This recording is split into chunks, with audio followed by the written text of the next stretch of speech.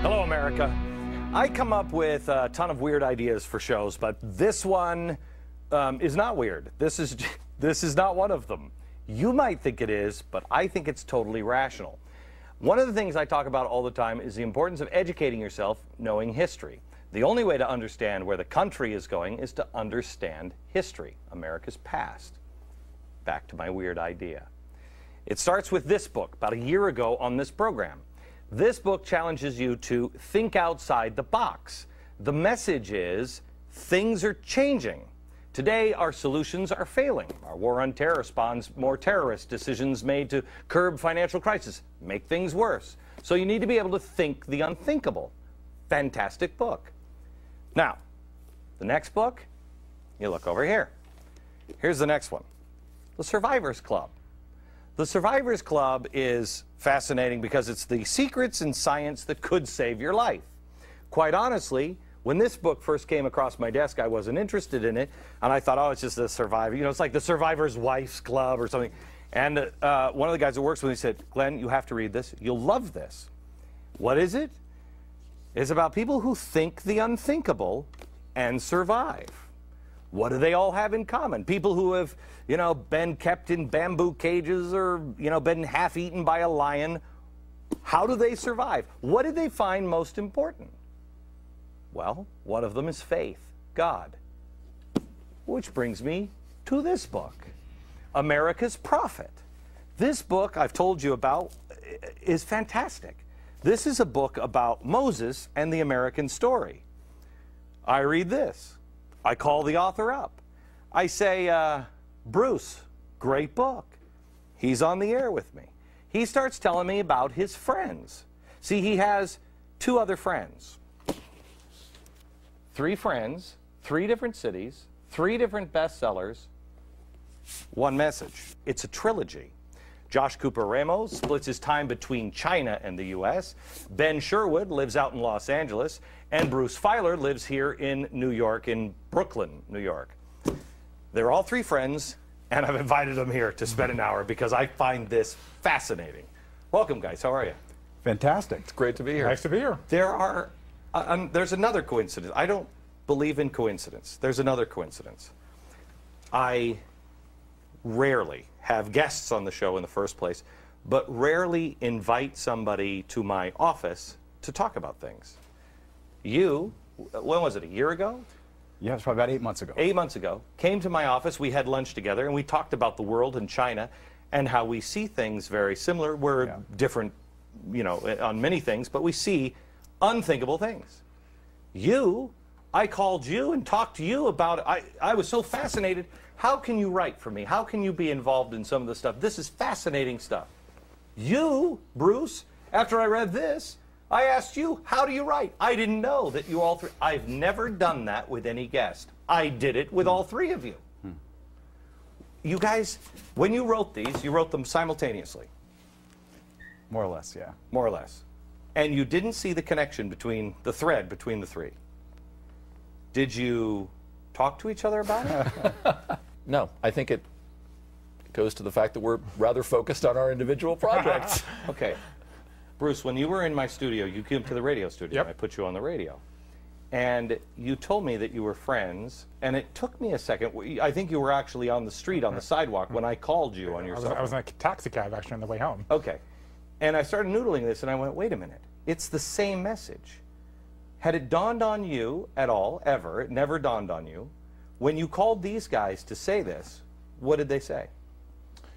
It had not dawned on me that there is a similar thing. Now, in the time that's passed, since you and I had that phone conversation in the taxi cab, now I see a lot of parallels that I didn't, and more to the point, I would say I see certain similarities in the way that we look at the world and try to see challenges in the world and come up with solutions for the world. So I think there is that similarity also.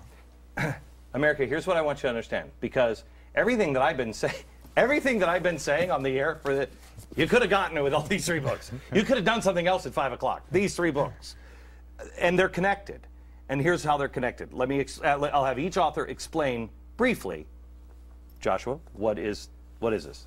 Glenn, the argument of the age of the unthinkable is we're living in a time in which we are constantly going to be surprised by things, whether they're 9/11 or the financial crisis, that the world we're entering into is so dramatically different. The forces playing out in this world are so different that our old ways of thinking are not only wrong, they're dangerous. And so for this book, I went and spent time with all the people around the world who are disrupting things. I spent time with Hezbollah guerrillas. I spent time with the best internet minds in Silicon Valley. I spent time with the best spies in Israel to try to understand the nature of this revolutionary age. And what I came away with was the fact that, as you've described domestically, a period of great change and great challenge, that same script on a much larger scale is playing out all around the world today. And people are looking around for leadership, looking around to understand what's going on. People are feeling it. We've talked about this several times. People are feeling it. I was sitting in my home with a guy just last night, and he's a big businessman, and he was sitting there, and he was describing, he said, I go here and I go here, and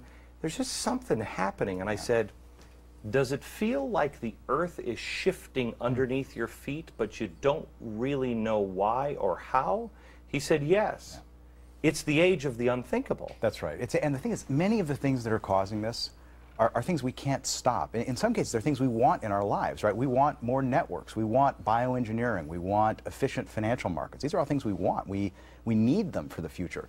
But they bring disruption with them. And so our old ways of thinking about danger, which was big states or armies pouring through Germany, that's all gone now. The kind of risks we face in the world are much more complex, much more difficult to deal with, and frankly, demand a new level, a new kind of leadership on the international stage, because otherwise it's just going to be chaos. I've said that we are on the verge of, the only thing that I can describe is this must be what the age of enlightenment felt like, the eve of the revolution, the industrial age, excuse me, 1945, sitting in America going, whoa, everything's about to change for us. Would you agree with that? Absolutely, and it's an incredibly exciting time. I mean, the thing about revolutionary ages is they don't just wipe out the old order. I mean, they create new champions, they create new fortunes, they elevate people from great obscurity into positions of great importance. So they're tremendously exciting moments if you can understand them properly. Correct. Now, there's your book. Now, Ben, your book is what? So when I hear Joshua describe his book, I think, oh, we should have worked together. Because, like Joshua, I see that the earth shakes all the time. As a journalist, I was interested in who survives earthquakes and who doesn't. I was interested in who survives plane crashes and who doesn't. I wanted to know who survives tsunamis and cancer and unemployment and foreclosure.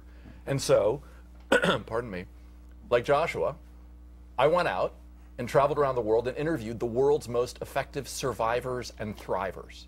What do they have that we don't? And like Joshua, I found a surprising answer, which was that the most effective survivors and thrivers aren't different from you and me. They're actually built of the same stuff if we can find it in ourselves.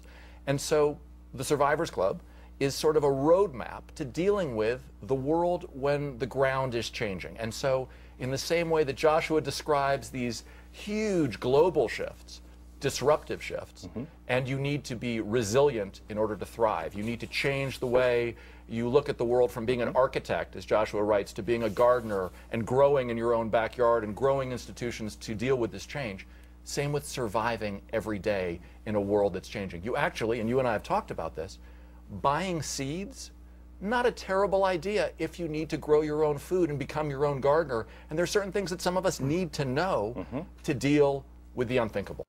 Okay, so when I first met you, I was trying to convince people, think out of the box. Everybody was telling me, no, there's not a financial crisis coming. There's not a, don't worry about it. We're not doing this. We're not doing that.